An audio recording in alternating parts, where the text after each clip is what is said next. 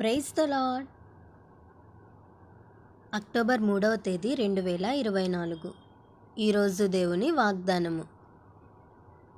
నూతన హృదయము నీకిచ్చెదను, నూతన స్వభావము మీకు కలుగజేసెదను. యెహెజ్కేలు గ్రంథము 36వ అధ్యాయం 26వ వచనం. ఈ వాక్యం ద్వారా మనం తెలుసుకోవాల్సిన విషయం ఏంటంటే, క్రొత్త మనసును దేవుడు మనకు ఇవ్వగలడు. కఠినమైన మనసును మెత్తగా మార్చగలడు. ఈరోజు ఈ వాక్యం వింటున్న నీ హృదయం నిరాశతో, ఒత్తిడితో, ఒంటరితనంతో, అపరాధ భావంతో, బాధతో నిండి ఉందేమో. అయితే దేవుడు అటువంటి హృదయాన్ని తీసివేసి ప్రేమతో, సంతోషముతో, సమాధానముతో నిండిన హృదయాన్ని ఇవ్వాలని ఆశపడుతున్నాడు. దావీదు పాపం చేసినప్పుడు నాతాను ప్రవక్త చెప్పినప్పుడు దావీదు దేవుని సన్నిధిలో ఇట్టి రీతిగా ప్రార్థిస్తున్నాడు. దేవా, నా యందు శుద్ధ హృదయము కలుగచేయము, అంతరంగములో స్థిరమైన మనసును నూతనముగా పుట్టించుము అని. ఈరోజు అనేక ఆలోచనలతో నిండి ఉన్న నీ మనసును దేవుడు నూతనపరుస్తాడు.